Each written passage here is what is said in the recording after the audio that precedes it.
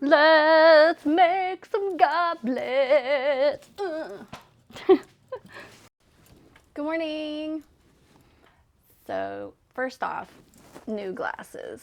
Yes, the other glasses I had, every time I bent my head down, they fell off. These frames are much more secure for doing pottery, so we're gonna see how they work. Hopefully they're better because when I move my head, they don't fall. Today I'm going to work on making some goblets. I had these goblets given to me a long time ago, and these two were my first attempts at making my own goblets. I absolutely love the colors and the patterns, but they just came out way too small. I'm still trying to figure out the measurements and the clay ratio, their shrinkage. I know that they make like shrinkage rulers and calculators, and I'm just not really a math person. Maybe it would be easier to use those. Maybe I'm making it more complicated for myself. I don't know. But I've got my handy dandy notebook. This is where I keep track of everything I do, which is really helpful because I also have a really bad memory. I would never remember how much clay I used or what the measurements were. So what I do is I write it down in my little notebook, and then I have my whiteboard. So while I'm working, if I need to make an adjustment, I'll write it on the whiteboard, and then when I'm done with the project, I'll log it in the notebook to be permanent. I'm going to start today with 1 pound 6 ounces to see how that works. So I think I'm going to start with Le Cup. Got my little mirror so I can see what I'm doing. Okay.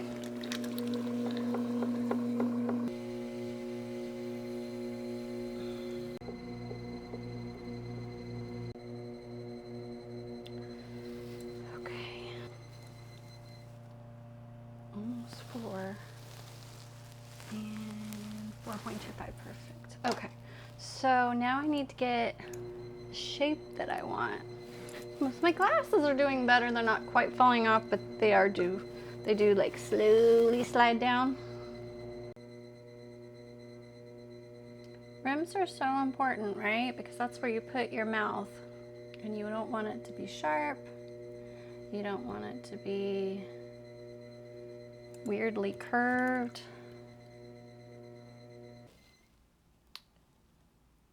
Three and a half, that's why. And that is 4.25, so I could widen it out a little bit. I'm so nervous. Okay.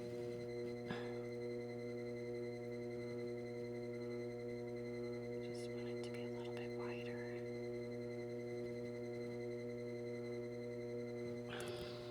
I think that's like perfect. So it's 4 inches. Oh my gosh! And that is 4 inches.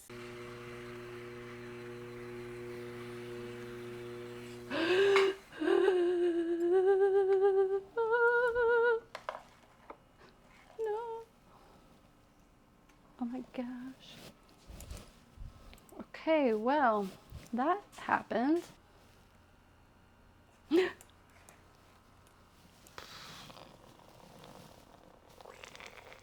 Okay, little baby, you come over here. Okay, so now we're gonna make a stem.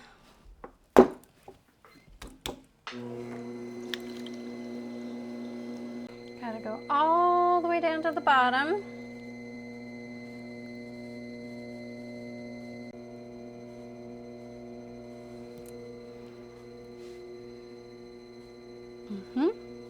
Okay, That's all right. It's still gonna be tall enough.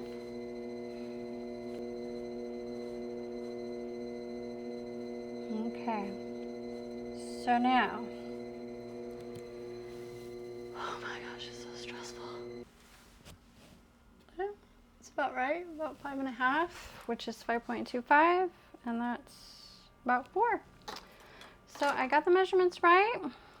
I like the thickness, so maybe I will keep it at 1 pound 6 ounces, because then when the top gets wobbly, I could pinch it off and we're good.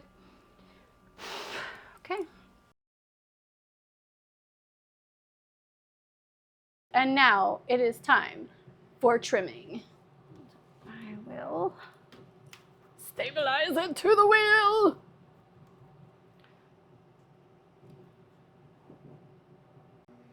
Trimming is one of my favorite parts of pottery, because the making, like throwing on the wheel, there's quite a level of stress that comes with it for me. I'm just not a very confident wheel thrower yet, but trimming is so satisfying, because then you really get to see the product take shape. Okay, so I've let it sit for a minute. Now I'm gonna attach the stem. Okay.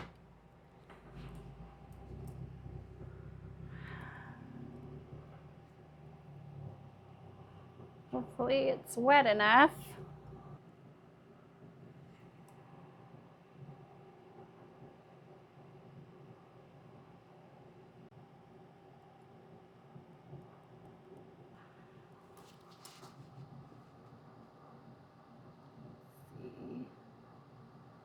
Getting it even. Look at that. The rings of power.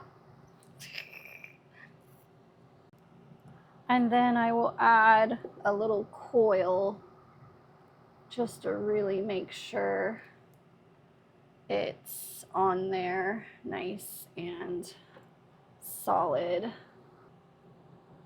Okay, that's probably good.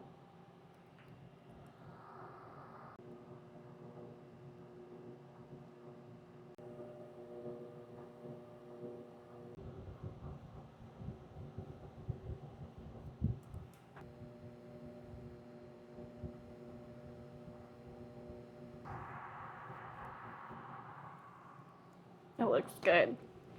Oh, I'm so happy. Wah, wah, wah, wah, wah,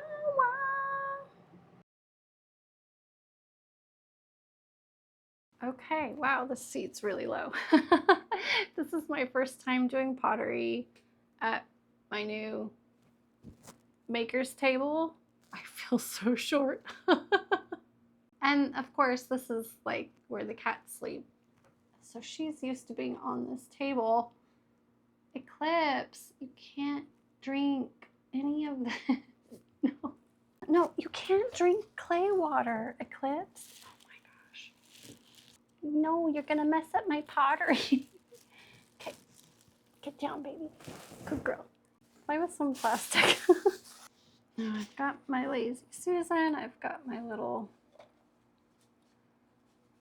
thing to tell me where lines are measured. Sleeping on the plastic. He's such a good girl.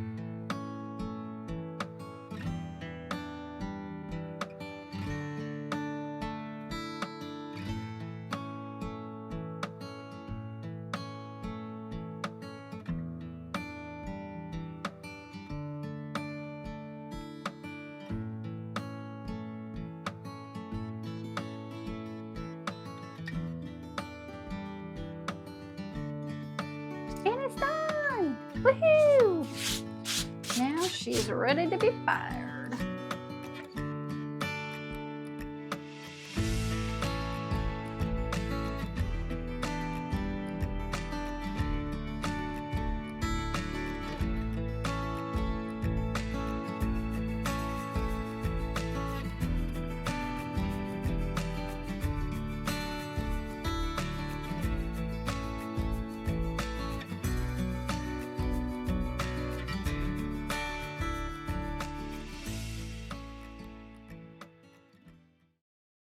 Okay, it's out of the kiln and I'm so excited with how it turned out.